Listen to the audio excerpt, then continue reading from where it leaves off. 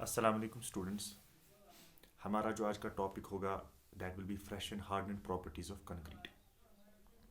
कि जब concrete fresh होता है दैट मीन्स जब हम कंक्रीट की वेरियस इंग्रेडिएंट्स को मिक्स करते हैं तो बिफोर सेटिंग उसके अंदर जो जो प्रॉपर्टीज़ जिन प्रॉपर्टीज़ पे वो डिपेंड करता है whether it is a good concrete whether it is a bad concrete. तो उन प्रॉपर्टीज़ को भी हम पढ़ेंगे कि उस वक्त की उसकी क्या क्या प्रॉपर्टीज़ रहेगी। और उसके बाद वन जब कंक्रीट हार्ड होता है आफ्टर सेटिंग तो उस वक्त भी अब कंक्रीट फ्रेश हालत में नहीं, अब कंक्रीट हार्डन स्टेट में है। तो उस हार्डन स्टेट के अंदर किन चीज़ों को बुनियाद पे हम बोल सकते हैं कि whether the concrete is good और whether the concrete is bad, उनको हम कहते हैं हार्डन प्रॉपर्टी। इस लेक्चर में हम फ्रेश और हार्डन प्रॉपर्टीज़ के बारे में देखेंगे। अब आप देखिए हमारी जो फ्रेश प्रॉपर्टीज़ होती है mainly there are three workability, segregation and bleeding. इसी तरह harden properties compressive strength, flexural strength and Young's modulus. तो ये तो आपको समझ आ रहा है सीधे। अब जब हम फ्रेश प्रॉपर्टीज़ की बात करेंगे जो आपको समझ आया कि फ्रेश मतलब क्या है कि अभी कंक्रीट सेट नहीं हुआ है, तो उसके अंदर जो पहली property that is workability. Workability अगर हम समझाएंगे, आप लफ्ज़ों को ही देखिए कि जब अगर हमारे पास कंक्रीट है, हमने बनाया अभी कंक्रीट, लेकिन उसके अंदर डिफरेंट पार्टिकल्स के अंदर बहुत फ्रिक्शन है आपस में। विद द रिजल्ट जब आप उसको यूज़ करना चाहते हो या मेसन जो होता है उसके अंदर जो उसके हाथ जो ट्रैवल होती है वो उससे कंक्रीट को उठाना चाहता है, लेकिन कंक्रीट नहीं उठ पा रहा है बिकॉज वो बहुत हार्ड है। वो उसको वर्क ही नहीं कर पा रहा, उस कंक्रीट को वो एक जगह से दूसरी जगह ले ही नहीं सकता है। तो विद द रिजल्ट हम बोल सकते हैं कि इस कंक्रीट के अंदर वर्केबिलिटी अच्छी। हाँ, अगर अब कंक्रीट ऐसा होगा कि आप उसको आराम से प्लेस कर सकते हो, उसके अंदर आराम से हम उसको काम कर सकते हैं, फिनिश आराम से दे सकते हैं, तो हम कह सकते हैं इट्स वर्केबल। तो वर्केबिलिटी का अगर हम आसान टर्म में समझा है कि अगर हम कंक्रीट कंक्रीट पे अच्छी तरह से काम कर सकते हैं तो हम उसको कह सकते हैं it's a good workable concrete. अब दूसरी चीज़ है सेग्रीगेशन। सेग्रीगेशन का मतलब अब आपके अंदर कंक्रीट बनाया आपने, क्योंकि कंक्रीट डिफरेंट इंग्रेडिएंट्स का बना है, सैंड है इसमें, सीमेंट है इसमें, कोर्स एग्रीगेट है इसमें, फाइन एग्रीगेट। लेकिन अगर ऐसा हुआ कि आपने कंक्रीट को ऐसा बनाया है कि जब आपने बनाया तो फाइन एग्रीगेट अलग जा रहा है, कोर्स एग्रीगेट अलग जा रहा है, सीमेंट अलग, वो सेग्रीगेट आपस में हो रहे, तो उसको भी आप अच्छा कंक्रीट नहीं कहोगे जिसके अंदर सेग्रीगेशन हो जाएगी। तो दूसरी प्रॉपर्टी है सेग्रीगेशन। इस तरह से तीसरी प्रॉपर्टी है ब्लीडिंग। जब हमारा वाटर सीमेंट रेशो ज़्यादा होता है हमारे कंक्रीट में तो जो पानी होता है, जैसे आप बोलते जब हम फॉर लग जाते हैं कहीं हमें, तो हमें खून आता है, हम बोलते हैं यहाँ पे ब्लीडिंग हो रही, कि खून बाहर निकल। इस तरह जब सीमेंट के जब इसमें के अंदर कंक्रीट के अंदर पानी सीमेंट पानी के साथ निकाल, उसको हम स्लरी कहते हैं, जो ऊपर आ जाता है, तो हम उसको कहते हैं यहाँ पे भाई ब्लीडिंग हो गई। तो इसी तरह आप हार्डन प्रॉपर्टीज है कंप्रेसिव स्ट्रेंथ, क्योंकि आपको पता है concrete is rich in compressive strength. Tension tensile strength में वीक है, इसलिए हम इसको कौन सा टेस्ट करेंगे जिसमें स्ट्रांग है, कंप्रेसिव स्ट्रेंथ। तो कंप्रेसिव स्ट्रेंथ में ऑब्वियसली बात है जो ये हार्ड होगा हम देखेंगे कितना ये लोड लेगा, कि उस लोड के बाद ये टूट जाएगा, उसको हम कहते हैं कंप्रेसिव स्ट्रेंथ। इस तरह से फ्लेक्सुरल स्ट्रेंथ है। फ्लेक्सुरल स्ट्रेंथ है, अगर आप फ्लेक्सुरल स्ट्रेंथ की बात करोगे, फ्लेक्सुरल स्ट्रेंथ कि रेजिस्टेंस टू द बेंडिंग, हम इस पे फिर क्या करेंगे, हम इसको बेंडिंग लोड, हम इसको लोड डालेंगे, क्या उसको 1 पॉइंट लोडिंग और 2 पॉइंट लोडिंग से हम निकालते हैं, हम उसको लोडिंग से देखेंगे कि इसके अंदर फ्लेक्सुरल स्ट्रेंथ कितनी है, क्योंकि वो भी एक हार्ड प्रॉब्लम। इस तरह यंगस्ट मॉडल्स का मतलब हम इसके स्ट्रेस स्ट्रेन ग्राफ जब ड्रॉ करेंगे हमें उसके उस स्ट्रेस स्ट्रेन ग्राफ से हमें पता चल जाएगा कि हार्ड स्टेट में कंक्रीट का जो ग्राफ यंगस्ट मॉडल्स है वो किसके बराबर है। उसके बाद हमारे पास जो होगी, जो मैंने आपको भी समझाया, workability, physical parameter which affect the strength and durability as well as cost of the appearance set to be workable easily placed and compact homogeneous without bleeding और सेग्रीगेशन। हम कंक्रीट को तब कह सकते हैं इस तरह से वर्केबल है जब उसको आप इजीली प्लेस कर सकते हो, कंपैक्ट होमोजीनियसली, हर एक आराम से इसको ये कंपैक्शन हो जाएगी, ब्लीडिंग नहीं हो जाएगी, सेग्रीगेशन नहीं, हम उसको कहेंगे ये अच्छा कंक्रीट है, वर्केबल। फिर यहाँ पे दिखाया गया है कि कौन कौन सी जो है फैक्टर्स जो इसको वर्केबल को अफेक्ट करते हैं। उसमें बहुत से फैक्टर्स है, वाटर कंटेंट है, मिक्स प्रपोर्शन है, एग्रीगेट साइज़ का, बड़े बड़े साइज़ के एग्रीगेट्स आपने यूज़ कर दिए, शेप ऑफ एग्रीगेट पे भी असर पड़ेगा, टेक्सचर कैसा है, रफ अगर है ज़्यादा तो फ्रिक्शन ज़्यादा होगा, स्मूथ अगर है तो उनके अंदर वर्केबल वो अच्छा रहेगा।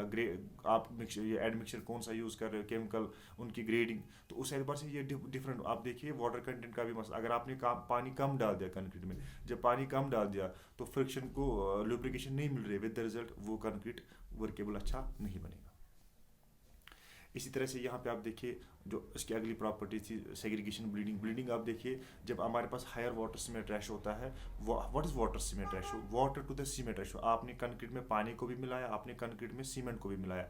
अगर आपके पास अब अगर आप वाटर को ऊपर दे करोगे फॉर एग्जाम्पल इन केजीज और नीचे आप सीमेंट को केजीज में करोगे, आपको एक रेशो निकल जाएगा जिसको हम कहते हैं वाटर सीमेंट रेशो।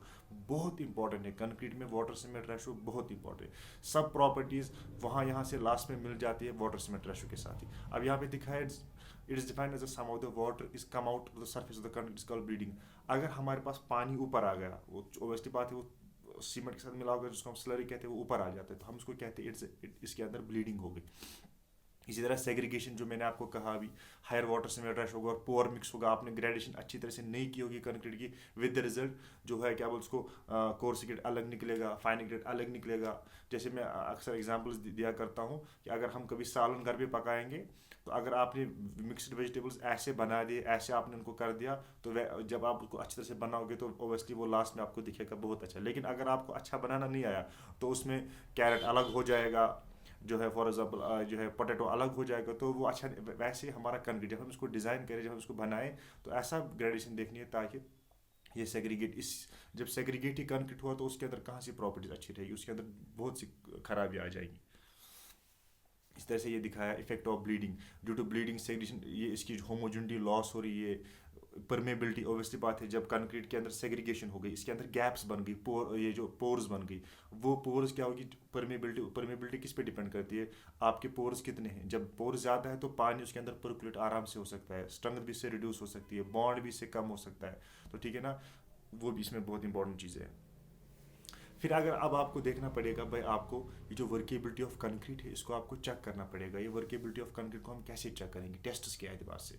तो यहाँ पे टेस्ट्स के एतबार से मैंने लिखा है आपको slum cone test, compaction factor test, वीबी कंसोमीटर टेस्ट, फ्लो टेबल टेस्ट। ये सारे टेस्ट जो होते हैं ये किए जाते हैं कि हम कैसे देखें कि वर्केबिलिटी ऑफ कंक्रीट। अब मत हम कल को मेसन को बोलेंगे भाई आप बोलो आपकी कंक्रीट की वर्केबिलिटी क्या है, नहीं, हमें कुछ एक्सपेरिमेंटल प्रोसीजर होना चाहिए जिससे हमें पता चलेगा कि भाई इसकी कितनी वर्केबिलिटी है, इस कंक्रीट की कितनी वर्केबिलिटी है। तो उस एतबार से हमारा जो मेन जो यहाँ पे होंगे that will be slump cone test and compaction factor test. अब स्लम कोन आपको नाम ही इसका नाम से पता चलता है, एक कोन टाइप शेप होती है, जिसकी यहाँ पे आपको डायग्राम में दिख रहा है। ये जो आपकी डायग्राम है यहाँ पे आप डायग्राम से अगर इसको देखोगे, यहाँ पे आपको सीधे डायग्राम से दिखेगा कि ये पोर्शन। तो इसके बाद अब अगर हम फिर से मैं दिखाऊंगा आपको प्रीवियस स्लाइड, ये देखिए आप डायमेंशंस के एतबार से टॉप इसका 100 mm होता है, बेस इसका 200 mm होता है, हाइट इसकी 300 mm होती है, तो सीधे आप रख सकते हो 10 सेंटीमीटर, 20 सेंटीमीटर, 30 सेंटीमीटर, ठीक है ना। स्लम कोन इसमें टैंपिंग रॉड होती है जब हम कंक्रीट को डालते हैं। अभी आप देखोगे प्रोसीजर एतबार से, तो यहाँ पे मैं आपको जो यहाँ पे लिखा है उसको आप पढ़ेंगे, लेकिन मैं आपको समझाऊंगा आराम से कैसे करते हैं। हम क्या करते हैं, जिस कंक्रीट को हमने लाना है, हम उस कंक्रीट को जब लाते तो हम इस कोन में उसको प्लेस करते, लेकिन ऐसे नहीं, पहले कोन के अंदर से हम जब बोलते उसको बटरिंग करते, उसको हम बटरिंग इन द सेंस उसको ऑयलिंग करते ताकि स्मूथ सरफेस अंदर से मिले। उसके बाद हम क्या करते हैं, उसके बाद हम कंक्रीट को जो है प्लेस करते इसमें लेयर्स में, एकदम से सारे कंक्रीट को नहीं, हमें लेयर्स में लेना है। तो यहाँ पे लिखा गया है कि विद 3 लेयर्स, 3 लेयर्स में आप कंक्रीट को भर दोगे इसमें। लेकिन जब आपने पहली लेयर भर दिया, आप 25 टाइम्स टैंपरिंग, वो जो रॉड थी जो अभी दिखाई थी डायग्राम में 16 mm उसका डायमीटर है, उससे आप टैंपिंग करोगे इसको 25 टाइम्स। उसके बाद फिर से आप भरोगे दूसरी लेयर, फिर से टैंपिंग करोगे, एट द लास्ट ऊपर आपको बन जाएगी सरफेस। अब जब आपने ऊपर कर दिया इसको, आप स्मूथ सरफेस को करोगे। उसके बाद आप इसके जो ये है जो उसका हैंडल्स थे उसको आप उठाओगे। जब आप उसको उठाओगे, ऑब्वियसली बात है, अगर कंक्रीट वर्केबल होगा, इसके अंदर ज़्यादा ये जो है लुब्रिकेशन आई होगी, तो ये गिर जाएगा। अब गिरने के भी इसकी किस्म है, किस तरह गिरेगा, true slump, shear slump, collapse slump. अब तीनों देखिए, यहाँ पे ट्रू स्लम दिखा, in this type of slump the concrete is settle down from the top and there is no segregation on its shape and indicates low workability. अब जो है ऊपर से टॉप से हो रहा है सेटल, लेकिन बाकी शेप इसकी कोई चेंज। दूसरा लिखा है शेयर स्लम, तीसरा लिखा है कोलैप्स स्लम। आपको डायग्राम से अभी समझ आ जाएगा। अब आप देखिए यहाँ पे ट्रू स्लम क्या दिखाया गया है, शेयर स्लम क्या दिखाया गया और कोलैप्स। ट्रू स्लम में आप देखिए टॉप से थोड़े नीचे जाता है, लेकिन शेप इसकी ज़्यादा अल्टर नहीं होती है। लेकिन अब आप देखेंगे शेयर स्लम के वक्त एक साइड से नीचे शेयर हो गया, शेयर का मतलब ये स्लाइड डाउन हो गया, और उसके बाद कोलैप्स, पूरा कोलैप्स ही हो गया। तो यहाँ पे आपको दिखाया गया है। अब उसके एतबार से हमें पता चलेगा, अगर हमें यहाँ पे लिखा है recommended values of concrete slump test for various purposes, अगर हमारी रोड कंस्ट्रक्शन करनी है तो उसके लिए कितना स्लम होना चाहिए। अब ये स्लम क्या है, ऑब्वियसली बात है, जब आपने कंक्रीट को ऊपर उठाया उसको कोन को ऊपर उठाया, अब कंक्रीट सेटल डाउन हो जाएगा। आप देखो कितना ये सेटल डाउन हो गया। अगर 20 mm हो गया तो उसका स्लम 20 mm है, अगर 40 mm हो गया तो उसका 40 mm है, अगर 50 mm हो गया तो उसका 50 mm है। उसी एतबार से आपको पता चल जाएगा ये कितना नीचे होगा, आप स्लम करो, क्योंकि आपको जो टैंपिंग रॉड होती है उसके अंदर साइड साइड से उसके साइड में स्केल भी होती है, तो उस स्केल से आप देख सकते हो कि ये कितना सेटल डाउन हो गया। उसके बाद नेक्स्ट टेस्ट हमारा कंपैक्शन फैक्टर टेस्ट। इस कंपैक्शन फैक्टर टेस्ट में भी आप सीधे देखिए क्या करते हैं। आप जो यहाँ पे नीचे वाला सिलेंडर है, आप इस सिलेंडर को पहले अलग से फिर से लेयर्स में भर देते हैं, फिर से पॉसिबल 4 लेयर्स में आप इसको भर देते हैं, 25, फिर टैपिंग कर देते हैं, पूरा भर देते हैं, फिर आप उसको वेट कर देते हैं। क्योंकि आप यहाँ पे आपने कंपैक्शन किससे की है, आपने कंपैक्शन थ्रू हैंड आपने टैंपिंग से कंपैक्शन की है, तो आप उसको साइड में रखते हो, देखते हो उसका वजन कितना है विद दिस सिलेंडर, फिर इस सिलेंडर को खाली कर देते हो, फिर रखते हो इसी कंक्रीट को आपने इसमें पहले डालते हो, उसी कंक्रीट को आप उसी जो उसका रिमेनिंग पार्ट हो गया उसी कंक्रीट को आप अब उस हॉपर ऊपर से डालोगे, फ्री फॉल, आप कंक्रीट को फ्री फॉल डालते हो ऊपर से। जब आप डालते हो यहाँ से इसके अंदर वो दरवाजे होते हैं, यहाँ से इसके अंदर दरवाजे होते हैं, यहाँ से ऐसे दरवाजे होते हैं, यहाँ से इसके अंदर दरवाजे होते हैं। जब आप उसको नॉब को खोल देते हो तो ये गिर जाता है कंक्रीट किसके अंदर, ये इसके अंदर गिर जाता है। तो उसके बाद आप क्या करते हो, उसके बाद अब आप कंक्रीट को जब पोर कर देते हो, अब आप फ्री फॉल से इस कंक्रीट को इसके अंदर डालने सिलेंडर में डालते हो। जब आप सिलेंडर में इसको डालते हो, अब इस सिलेंडर को आप फिर से वजन करते हो, लेकिन अब आपने कैसे इसको किया, अब आपने कंपैक्शन हैंड से नहीं किया, आपने फ्री फॉल दिया कंक्रीट को, अब आपने इसका भी वेट किया। फिर डिपेंड्स अपॉन दैट आप देखो क्या करते हो, आप कैसे कंपैक्शन फैक्टर को निकालते हो। आप देखते हो ratio of weight of partially compacted concrete, जो partially to the weight of fully, partially मतलब जब आपने उसको ऊपर से डाल दिया वो फुल्ली कंपैक्ट नहीं हुआ होगा, लेकिन डिवाइड बाय वेट जो आपने हाथ से कंपैक्ट किया फुल्ली कंपैक्ट, उसका उसका आप देखोगे अगर दोनों सेम वेट हो गया तो कंपैक्शन फैक्टर इज 1। अगर आपके पास अब यहाँ पे दिखा है आपको कंपैक्शन फैक्टर अगर 0.78 निकला तो आपकी वर्केबिलिटी वेरी लो है, अगर 0.85 निकला तो वर्केबिलिटी फिर ये जो लो है, 0.92 मीडियम, 0.95 हाई, 0.95 से ज़्यादा जो है that will be very high. तो यहाँ से आपको कंपेयर, ये दोनों जो फैक्टर्स है, ये जो दोनों टेस्ट से आपको आराम से लैब में होते हैं। उसके बाद अब हमने जो फ्रेश प्रॉपर्टीज़, हम फ्रेश प्रॉपर्टीज़ में जो टेस्ट करते हैं वो हम वर्केबिलिटी पे टेस्ट करते हैं। इसमें और भी ये टेस्ट है, वीवी कंसोमीटर होता है दूसरे टाइप, लेकिन अब यहाँ पे आप देखोगे test for hardened properties of concrete. अब मैंने इससे पहले कहा था फ्रेश प्रॉपर्टी, अब हार्डन प्रॉपर्टी आपको समझ आया कौन कौन सी प्रॉपर्टी है। अब यहाँ पे कहा गया, अब यहाँ पे 2 तरह के टेस्ट है, एक है डिस्ट्रक्टिव टेस्टिंग, दूसरा है non destructive testing. Destructive testing वो टेस्टिंग होती है जिसमें आप स्पेसिमेन को तोड़ते हो। जैसे आपने पहले क्यूब था, तो क्यूब जब आप ठीक था पहले, जब आपने इसको टेस्ट किया आफ्टर टेस्टिंग ये क्यूब की शक्ल में नहीं, ये तो टूटा होगा, क्रैक्स हुई होगी, तो उन टेस्ट को आप कहोगे जिनमें आप सैंपल टूट जाता है उनको हम कहते हैं डिस्ट्रक्टिव टेस्टिंग। लेकिन जिनमें हमारे पास ये नहीं टूटते उनको हम कहते हैं नॉन डिस्ट्रक्टिव टेस्टिंग। अब डिस्ट्रक्टिव टेस्टिंग में आपके पास compression testing, flexible strength testing, models of velocity, split tensile strength, pull out test. इस तरह से नॉन डिस्ट्रक्टिव टेस्ट में आपके पास है ultrasonic, rebound hammer test, electric resistivity test, other हमारे पास टेस्ट इसमें होते हैं। अगर आप देखोगे बिफोर इन टेस्ट को करने में हमें पहले कुछ ये है, concrete mix should be for as compacted. अब जब आपने कंक्रीट को कंपैक्ट करना है, जब आपको कंक्रीट उसकी जगह डालना, आपको उसको अच्छी तरह से कंपैक्शन करनी है। कंपैक्शन का मतलब है कि एयर वाइड्स को आपने खत्म करना है, क्योंकि एयर रहा इसके अंदर तो सबसे क्या हो जाएगा, इसके अंदर पोर्स रहेगी, ये कंक्रीट जो है ये अच्छा कंक्रीट, ये ड्यूरेबल कंक्रीट नहीं रहा। इसके बाद क्योरिंग भी हमें ज़रूरत है, क्योरिंग भी आपको पता चलनी चाहिए क्यों क्योरिंग ज़रूरत है, क्योंकि जब आप कंक्रीट को डालते हो आपने कुछ वाटर सीमेंट रेशो डाला होगा, लेकिन अगर जब इसका आप डालते हो वाटर इवेपोरेट होता है, तो विद रिजल्ट जब इवेपोरेशन हो गई तो आप इवेपोरेशन का पानी को वो कहाँ से वो पानी आता है, वो कंक्रीट से पानी आता है, और with result that means concrete का पानी कम होता है, हाइड्रेशन के वक्त हाइड्रेशन का पानी कम होता है, तो उससे हमारी जो है हाइड्रेशन प्रोसेस कम हो सकती है, तो उसके एतबार से हम क्योरिंग करते हैं। और हमें हमेशा जो है टेस्ट के लिए 3 सैंपल ज़रूरत होते हैं, हम एक पे भरोसा नहीं कर सकते, एक सैंपल को हम लेंगे उस पर टेस्ट करेंगे, हम कंक्रीट को टेस्ट करें, हम कम से कम 3 क्यूब्स को टेस्ट करें ताकि हम उनका फिर एवरेज निकालें, ठीक है ना।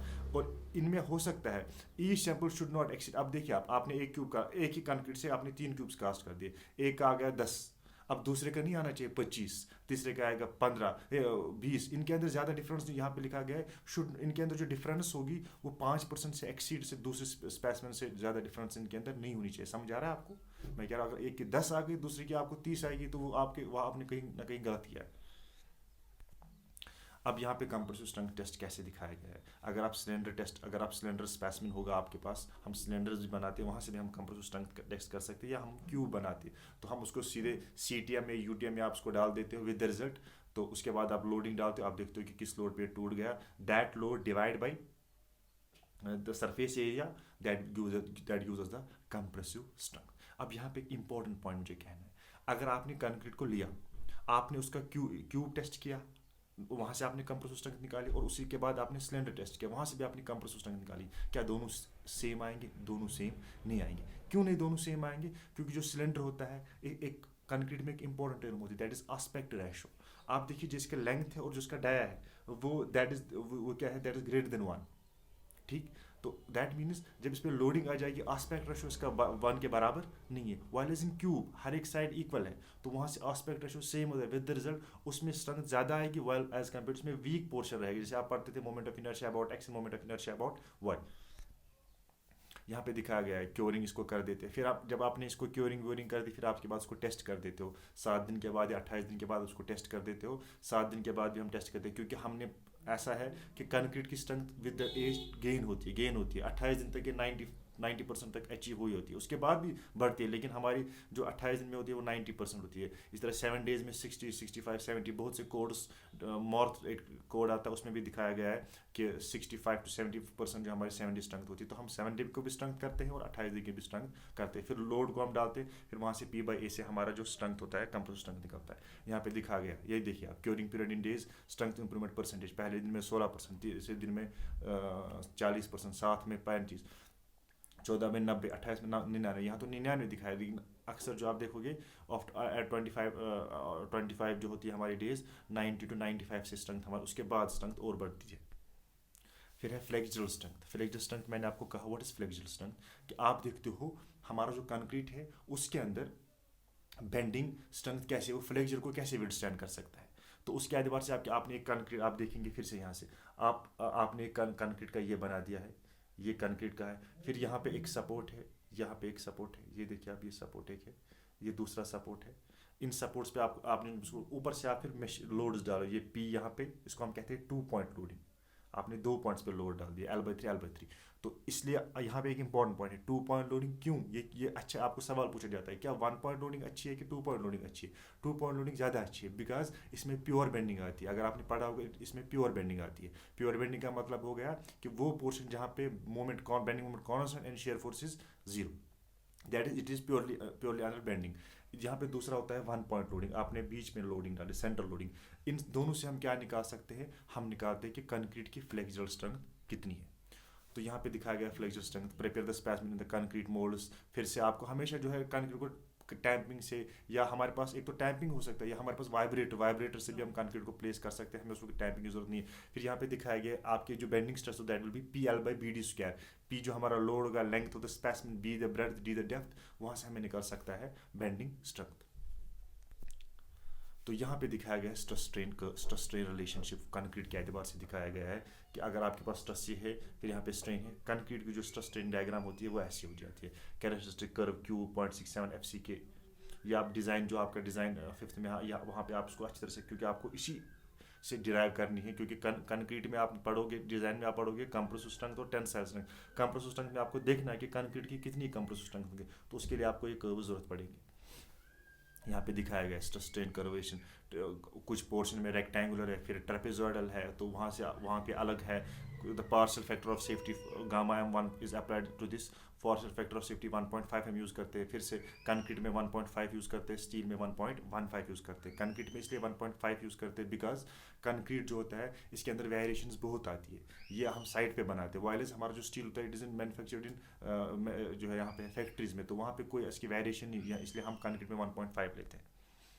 तो यहाँ मॉडल्स ऑफ इलास्टिसिटी क्या है मेजर करने के एतबार से, फिर से हमारे पास एक इक्विपमेंट है, हम इसको इससे भी कर सकते हैं UTM से। तो आपने क्या करना है, आपने देखना है व्हाट इज, हम कैसे निकालते हैं models of elasticity, by simply stress strain graph. उसको हम डिफरेंट इंटरवल्स पे देखते हैं, हम देखते हैं कि क्या उसका ग्राफ बनाते हैं अल्टरनेटिव। उसके बाद हम देखते हैं कि पॉइंट पे हम देखते हैं स्ट्रेस क्या था, स्ट्रेन क्या था, उसको हम डिवाइड करके हमें निकल जाता है कि हमारे पास models of elasticity of concrete क्या है। यहाँ पे दिखाया गया, apply the load constantly, shock loads provide नहीं किए, आपको आहिस्ता आहिस्ता लोड डालना, फिर आपको यंगेस्ट मॉडल सेकेंड में भी कैलकुलेट फॉर द कॉरस्पॉन्डिंग। जब आपको स्ट्रेस स्ट्रेन डायग्राम मिल गई, आपको उसी के बाद उसको क्या मिल जाएगा, स्ट्रेस स्ट्रेन। आपको जब उसका निकला ये ग्राफ बन गया है तो आपको पता है कि हम कैसे फिर निकालते हैं। हम विद इन इलास्टिक लिमिट देखते हैं, हमारे पास क्या बोलते हैं इसको, स्ट्रेस स्ट्रेन ग्राफ पे वैल्यूज देखते हैं, उस पर हम फिर ड्रॉ करते हैं टैंजेंट, वहाँ पे हम उसका जो स्लोप होगा वो हमारा दिखता है मॉडुलस ऑफ इलास्टिसिटी। यहाँ पे देखिए इनिशियल मॉडुलस ऑफ इलास्टिसिटी, यहाँ पे देखिए पॉइंट टैंजेंट मॉडुलस,